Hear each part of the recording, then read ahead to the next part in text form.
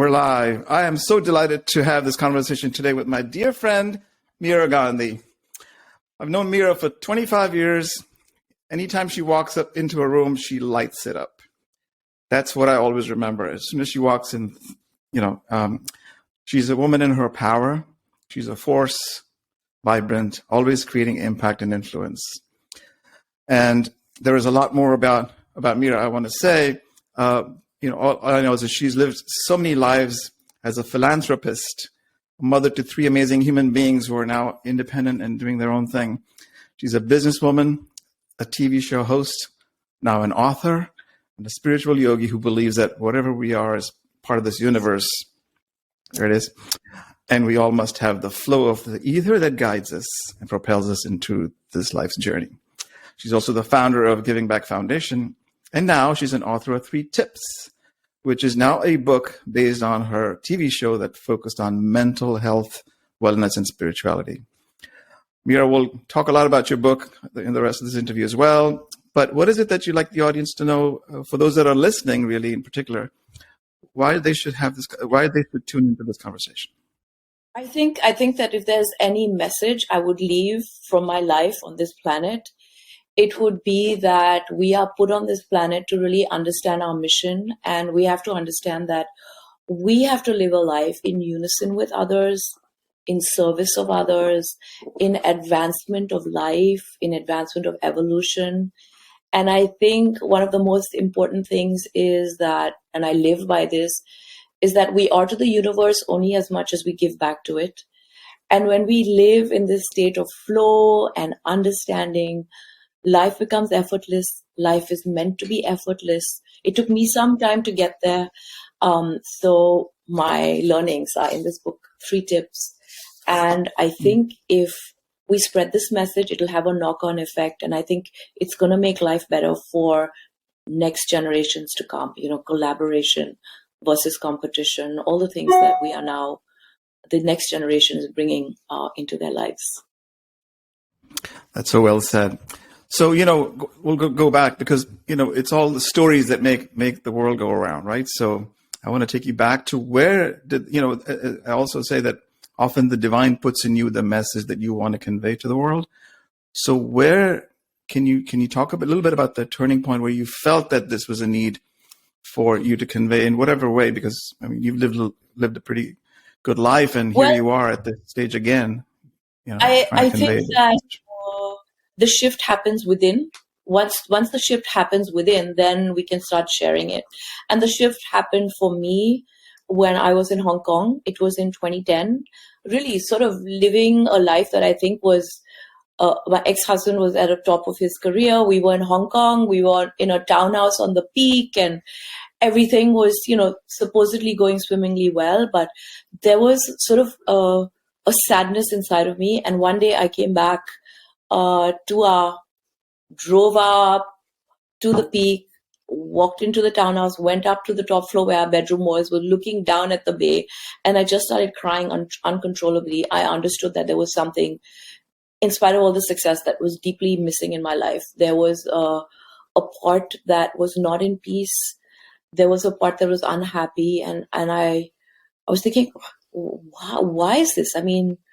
We've worked so hard to get here. The kids are doing well. Why is there this sort of sadness? And from there was a journey of really introspection, and it's brought me here today where I've understood that, yes, success is great, but you must have joy and peace. So that's why my book is called 3 Tips for. First, I have peace, most important, joy, super important, and then success. It all flows from there. And I think, 2010 was that turning point. Since then, it's been a journey, and I think meditation, yoga, seeking, reading has brought me here. I enjoy the material things in my life. Of course I do. I think it's wonderful.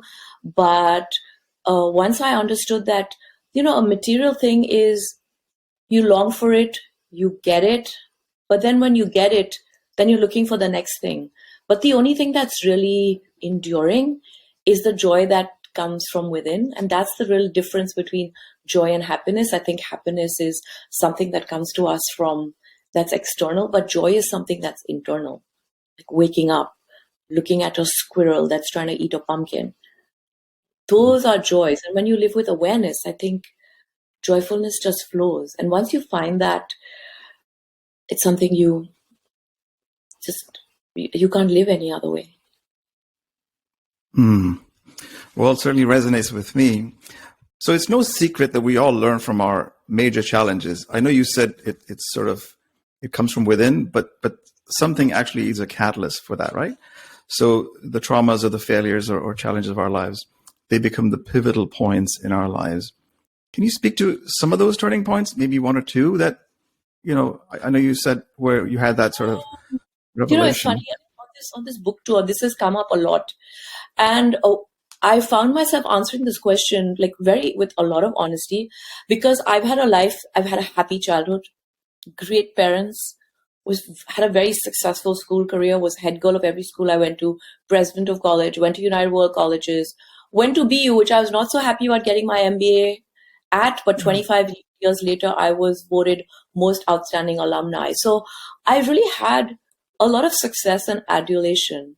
But in spite of the success and adulation, I found that it was just not enough. When you have all that and it's not enough, obviously there's something that's missing. So what would be a failure? I would say the many mistakes I made along the way. I mean, thinking that you could just walk into the fragrance industry and create a line and expect it to be on the shelves and sell everywhere. It doesn't really happen that way. But now I'm going back to relaunch my fragrance wiser, understanding that you have to do it with the right people. I mean, with my first book, the coffee table book, it did okay. I self-published. It was great. We put a lot of effort into it, but it was definitely not like this book. This book, which I've done with Rupa Publishing, it's number 2 on the bestseller list. We've done book tours. It's distributed widely. It's supported by a lot of television and a lot of PR and a lot of bloggers and reviewers. And the journey has to be a journey with people who understand the game. I tend to think that, oh my God, because I can make things work, you just jump in and do things. But I think one thing I've learned is you got to be more systematic. You've got to plan a little bit more. You got to be a little more strategic in your thinking. And I don't even mean calculating, because that's just not the essence of who I am. But it's got to be a little more organized. I think that's what I've learned through launching different things. Well, I could learn a lot from that, because it's a whole other story. But yeah, so being strategic and thinking about, so you had the show already, you used to have these 3 tips that I used to watch some of those that came out, I think it was every week or something. So what sort of inspired you to, I guess I can see why was it, now it's in the book, because you also then keep linking it into your childhood. So can you comment on that a little bit? Well, 3 tips started quite by accident. I was doing the Meera Gandhi TV show on B4U TV network. And when we first started filming, some people came late to the production set. So when we were having coffee, I was just joking. I'm like, listen, 3 tips on punctuality. Plan for traffic, get there on time, wear a watch.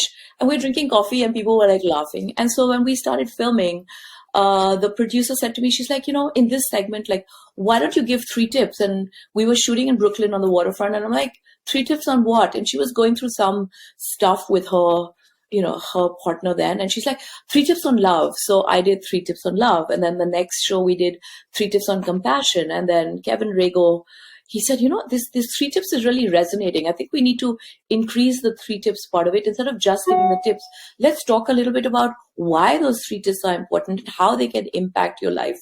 So that's how it sort of started. And then it morphed into an Instagram TV series, which I started doing with Times TV Network. And then I bought the project and finished it on my own. So now I own the project. And then from there, the book. Normally people do a book first, they do an Insta series, and then they do a TV series.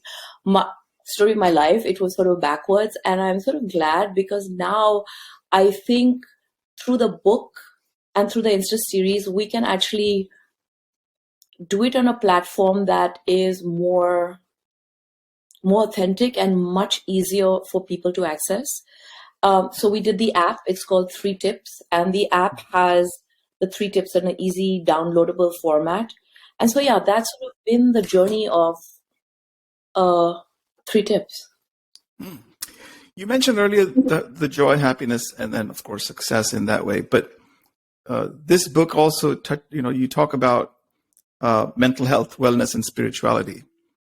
I guess those are correlated, but perhaps you can describe in your words how those 3 became so fundamental to your existence through this book. Well, in 2013, and I don't really talk about this because I have an excellent relationship with my ex-husband, and I love him dearly, and he's the father of my kids, and I respect everything he does. But in 2013, when I was going through my divorce, I understood stress. I understood how you need to manage stress. And I began to understand the importance of really staying mentally well balanced. And that was sort of the beginning of my seeking. Like, how do you stay physically and mentally well balanced in a world that is hectic, where you're traveling, where you're managing so many things, where you're hosting things, when you're sort of, you're supposed to bring the energy to the room night after night, whether I'm hosting at home or whether I'm chairing an event. And so I began to seek how to do that. And that sort of brought me to this point where I understood that a mental balance is so key, and that emotional wellness, actually, if you're emotionally well, you can do everything else. And which is why I was successful through my life, because I had a lot of emotional wellness from my incredible parents who were always there for me. And then I put that piece back into my life. And through that, I changed one of the mandates from the Giving Back Foundation to mental wellness. We started doing retreats at Ledgewood, yoga retreats. I started a regular meditation practice, understanding that in the world of today, everyone is vying for a piece of your brain, whether we know it or not, through invisible messaging, through subconscious messaging, through advertising. Even the people who would call me, to say hi or whatever, they all needed some part of me which was mentally taking away. And I had to consciously understand that we need to fix this world, because otherwise everyone is just basically going to be insane. And I started with myself. Then I started with my friends. As I met people, I started doing things where I would meet friends and like, let's watch the sunset. Let's take a deep breath. I started changing the way I was interacting with people to spread this message of peace and calm. Of course, since then it's really grown. I do meditation with people. I have the book out. I counsel friends. My way of talking to friends has changed, because I feel like it starts with us. And I think it has a knock-on effect. When you do that for someone, they do that for someone else. And I think it has a huge ripple effect. But yeah, mental wellness is something that particular people began to understand during COVID, when they were not like in overdrive and they had to like be with themselves. And so many of my friends just, collapsed during COVID.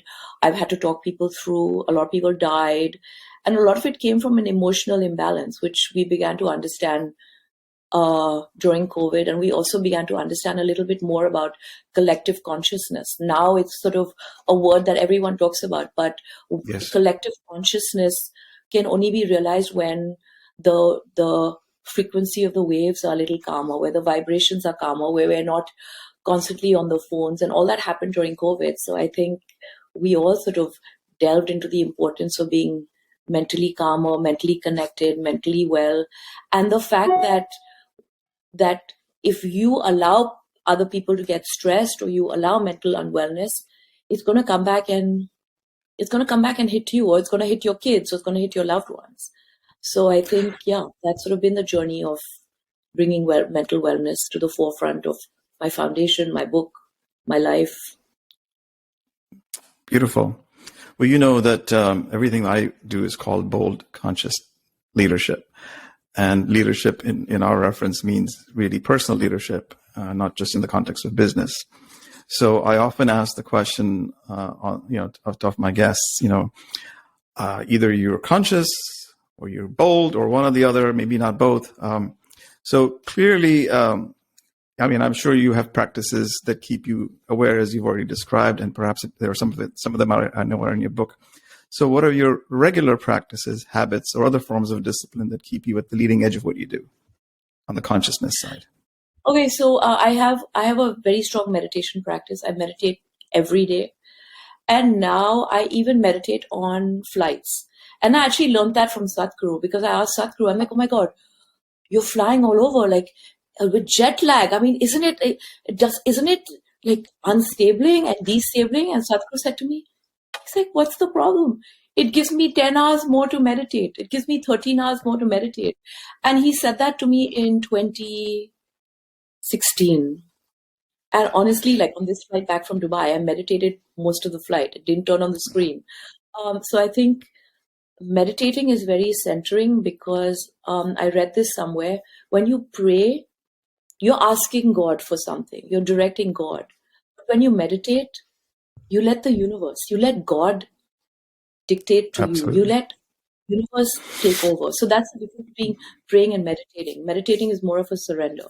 So I think that's one practice. Another bold, conscious practice I brought into my life is to really be aware.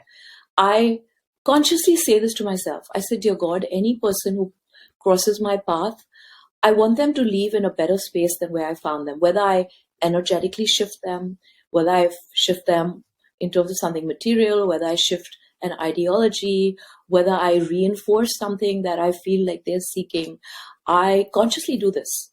And people who cross my path, they always say, oh my God, like, I don't know, after I met you, like I felt so much better, because I consciously want them to be in a better space. And so when you have that wish for every person, you are just automatically living a more conscious life. I mean, something happened yesterday. I had a delivery from a very major furniture design company. I don't want to name the name. And this bar arrived, and I've been waiting a year for it, custom made in Italy. It arrived and it was broken. The LED lights didn't turn on, and the shipping guys, they were distressed because it was a very heavy piece. They didn't want to take it back. I'm like, you have to take it back. But slowly, through talking to them, through recognizing who they are, I told the lead foreman, I'm like, you are a problem solver. I mean, this is not your fault it's come broken, but you are a problem solver. You want this to work. You want to make the delivery, but it's not meant to be. And just through that, I could see he felt good about himself. He was happy to direct his team to take it back. Win-win. And that's what bold, conscious leadership is. Leadership is you make the right decision for yourself, for the company, for the people that are delivering, and you do it in a conscious way where no one's hurt. And that's sort of the essence of what you're doing through your podcast, through your talks, through your book. You've just come out with a very successful book. Through your leadership with young people, I know that you're directing a lot of young people. This is the journey. Yeah. Well, exactly. We're here to provide some meaning to our lives. And I think you're describing a live situation just yesterday that, hey, you can't make people feel good, but I mean, your energy that you put out changes their perspective. So I think you are a big catalyst for changing perspectives. And I've experienced that myself, many times that I've spoken with you. So this other word, I mean, clearly you cannot accomplish what you've done, Meera, unless you're ambitious and bold, right? That's bold is understood that way. But in the book, I define bold as in 5 elements: ambition, decisiveness, conviction, heart-centeredness, and humility. They might all sound contradictory, but this is the made-up definition of bold that's in the book. So when I say to you, like through that perspective, my definition, what does it mean to you to be bold? Because you can't just do anything without being bold. To be bold, to me, and it's missing in your 5 definition, to me, is to be fearless. To really not attach so much importance to the fruits of your labor. To really believe what you're doing in that moment is right, and to do it to the best of your ability, and to do it as perfectly as you can, because then the results will flow. So I think being fearless, doing it really well in that moment is very important, because then the outcome on whatever level, it may not be the outcome I want, but the outcome is usually a good outcome because you've done it well. Mm-hmm. Well, So I would I say appreciate that. To me, fearless. No, I think that, yeah. So the title of the book, apart from being Bold Conscious Leadership, says how to feel free in a restricted world, but it doesn't say fearless. So I think that's a mental note for me. But yeah, all of that we're talking about is being fearless. I think that's very well said. No, and Raju, I'm glad that this has sort of come up organically, because one of the reasons why my fragrance hasn't been successful so far is because I had fear, and it's so weird, Raju. I had fear of success. I'm like, oh shit, if this fragrance takes off, and oh my God, again, I will be on planes, I'll be traveling, I'll be all over the place, and I won't have time for myself. Maybe I won't have enough time for my kids. Maybe I won't have enough time to have love in my life, because again, I'll be like doing. Until this year, when I was like, why not? Why not? Like, this book tour was so hectic. We were doing interviews, we were doing book events every night. In 2 weeks, we did 22 packed book events. And, you just do it fearlessly, and you don't worry about, you don't fear success, you don't fear failure, you just do it. I mean, you look at Christopher Columbus, you look at all the people who have really made big shifts on the planet. They just didn't, they just went out and did it fearlessly. But if you can do it fearlessly and truthfully and well, as well as with a plan, it's a real recipe for success. I would say this to all young people. Do it fearlessly, do it well, have a plan, and do it sincerely, and you will achieve the outcome you desire. So well said. I mean, no wonder your book has people like Deepak Chopra, Mick Jagger, Meera Nair, contributing to some of the comments here that they've made. So, super guys, you should go get this book if you're still with us listening to this. So, can we delve into a couple of different things about the book? This is 3 tips. This is what it looks like, the back cover, and then Sadhguru has a quote where he says, "The most beautiful moments in life are moments when you are expressing your joy, not when you're seeking it. Blessings in your endeavor to take this message to the world via this book, Sadhguru." So, yes, I'm so for those of you who grateful don't know who for Sadhguru is, look him up. giants and people like He's you supporting me on this journey. Because amazing man. So, I found a couple of your chapters to be, that resonated with me. You talk about the anecdotes, etc.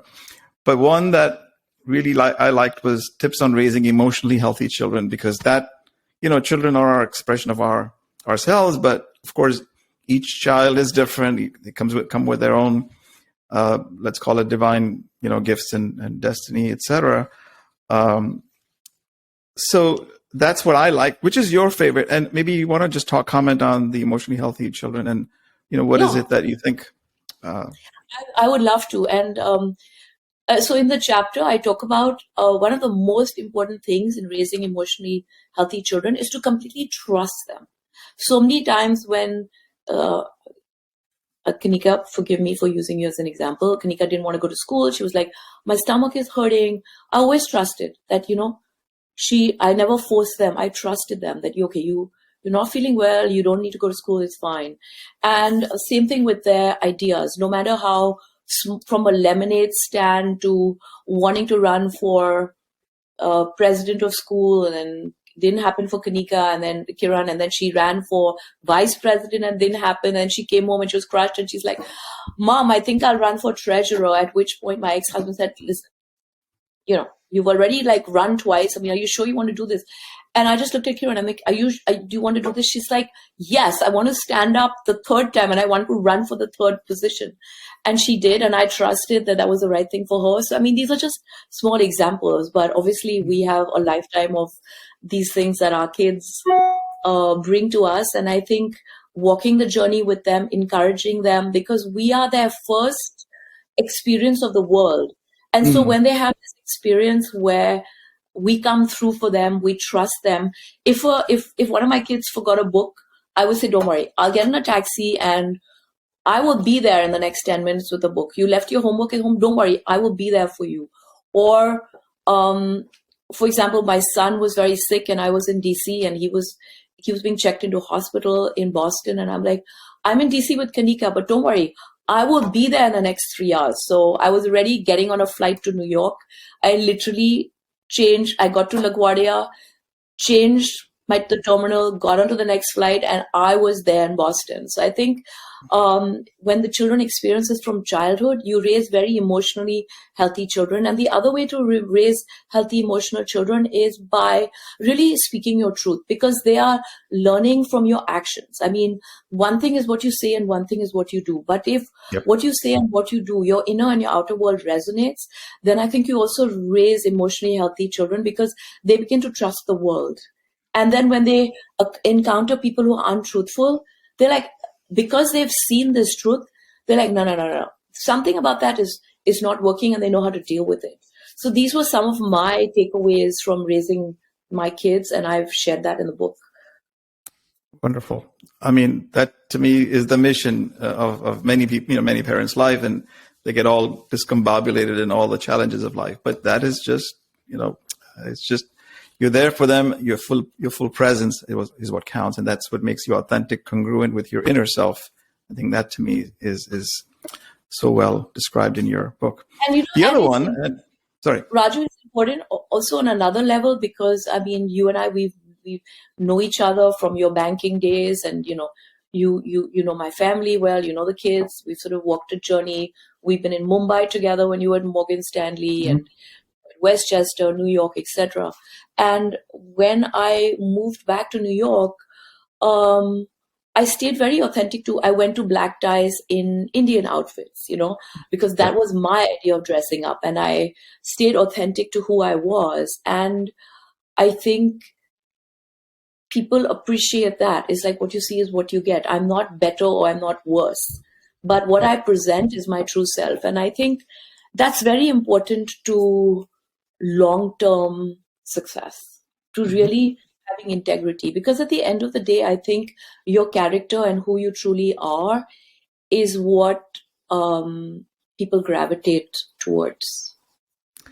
Right. And gravitate not just to you, but also then they realize they're looking in a mirror that maybe they should get something from it, in the sense that they tap into their own authenticity and integrity. So that is just very well said. So the other one I liked, and I guess a lot of my clients and listeners potentially are, struggling with, part of it is, as you were saying earlier, the fear of failure or fear of success. A lot of them are afraid of success. What if this happens? And then all maybe their lifestyle will be, may get better, but lifestyle will be also, negatively impacted. So those are all, real things for them. And so they just play small, right? Instead of realizing their full potential. And that's really what I live for every day. I want to jump in here because it's very, I know you do a lot of coaching, you coach a lot of successful people, and this fear of success and fear of failure, it's a very real thing, because Absolutely. I went through this fear of success. Also fear of failure, but not so much as fear of success. And when you understand that, what is a fear of success, it also comes from a little space of being egotistical. Because what? Today you may be in every newspaper, but you know what? Hey, tomorrow if you're not achieving, there will be another 10 people or 100 people who can step into that space.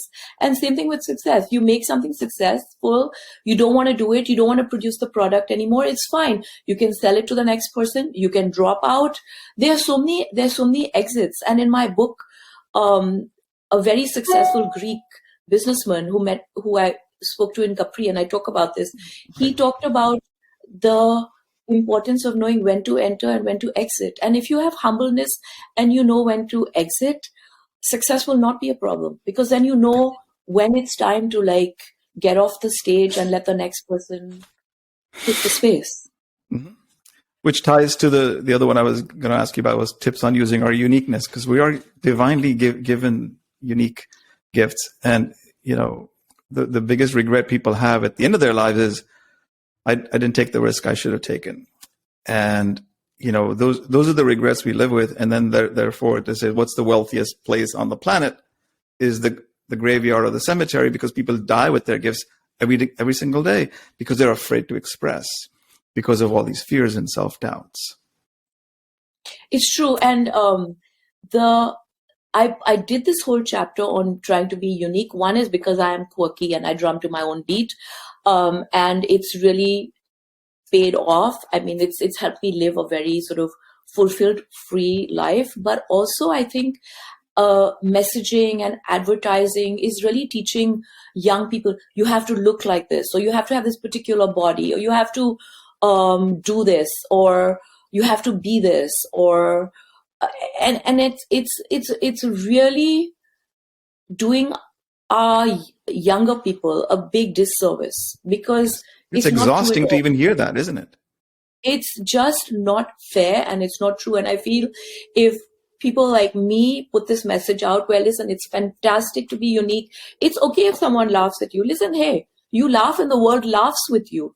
You cry and you cry alone. So it's okay if people laugh at you, and it's okay if you fall, and it's okay to be different. And that's why we were created like this. It's a whole process of evolution.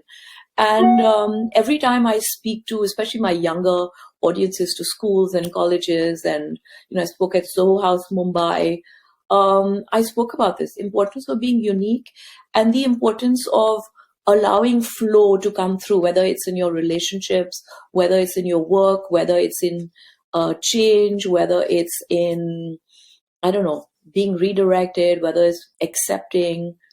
It's great to be unique. Totally. The other one, we don't want to spend too much time on this, but I mean, there's so much time I could spend, but I know that you are time constrained as well. So the 3 tips on hard work, this probably is very relevant to some of the people that are probably still listening. So I love the quote, "Work is love made visible," Khalil Gibran, that you mentioned here. I mean, I also say that, the basis and of happiness in life is really progress, the feeling that you made progress. Your 3 tips are: accomplishment is joy, we can all work hard, and hard work resonates. Can you just touch on each of those quickly, please? Yeah, I mean, I am truly, I walk the talk. I am one of the most hardworking persons on this planet. I love to work hard. I was brought up by, a naval father who believed in discipline.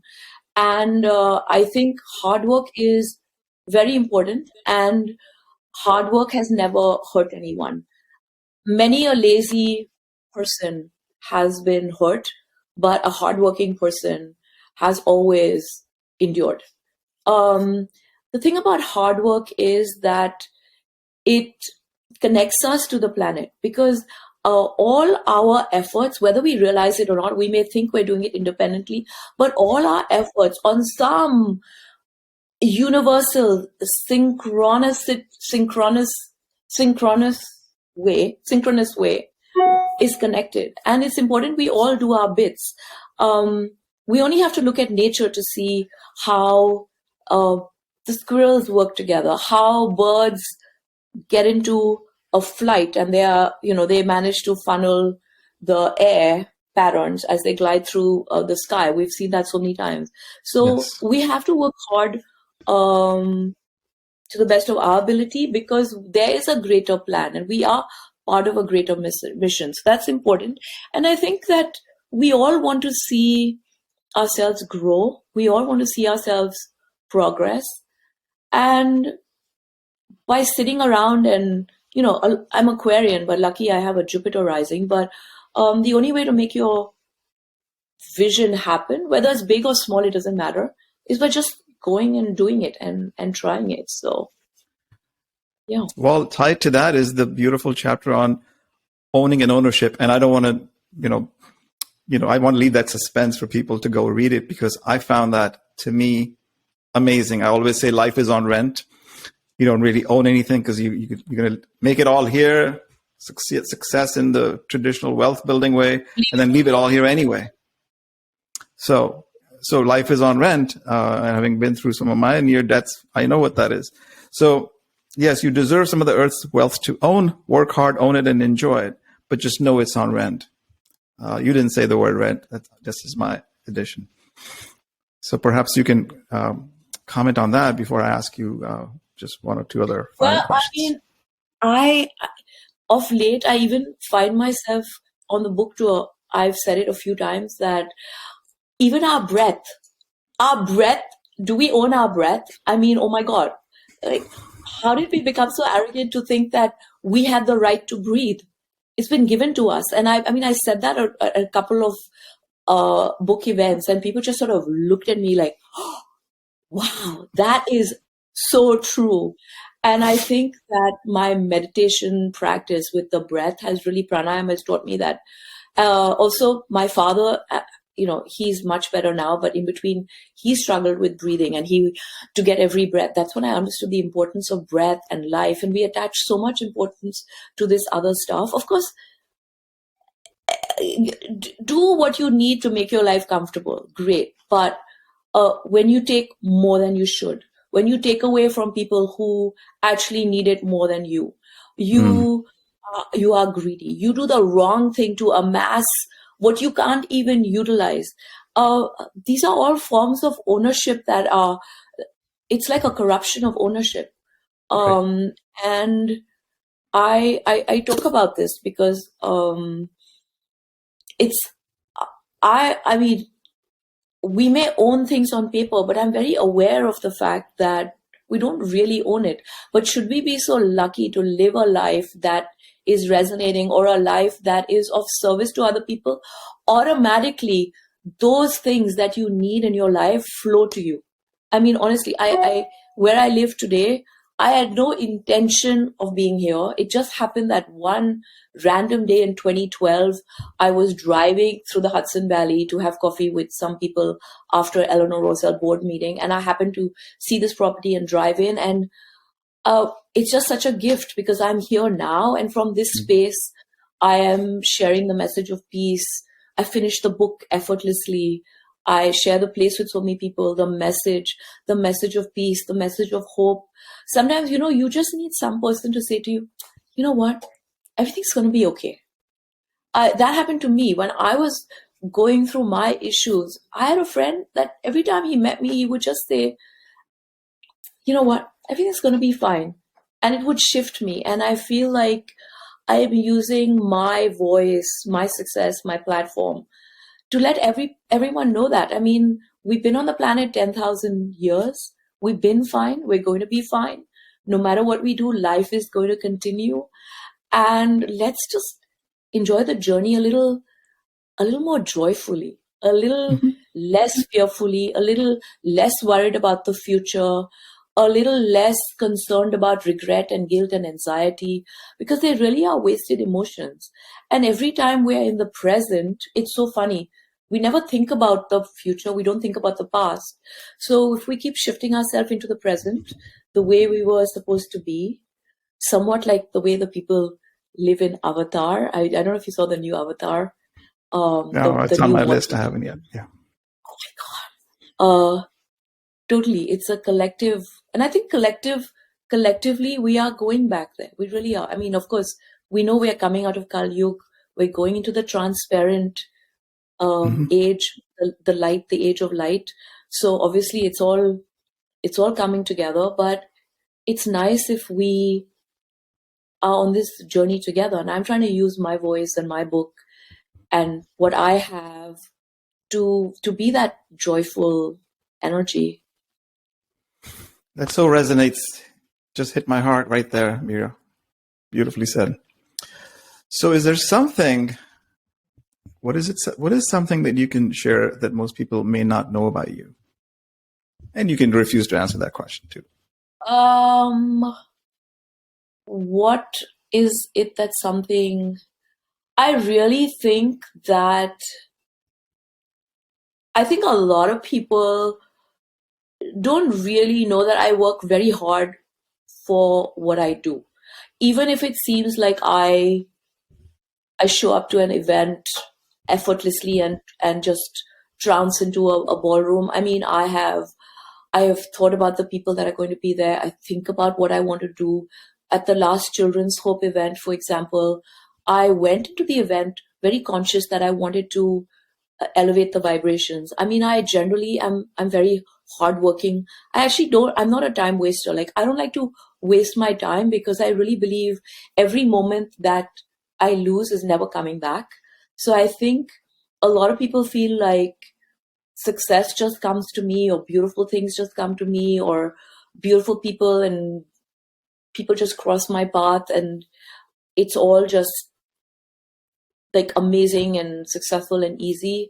I think I work hard for it, but my idea of working hard is not suffering. Like, when I work hard, I don't suffer. A lot of people feel like if they're working hard, they're suffering.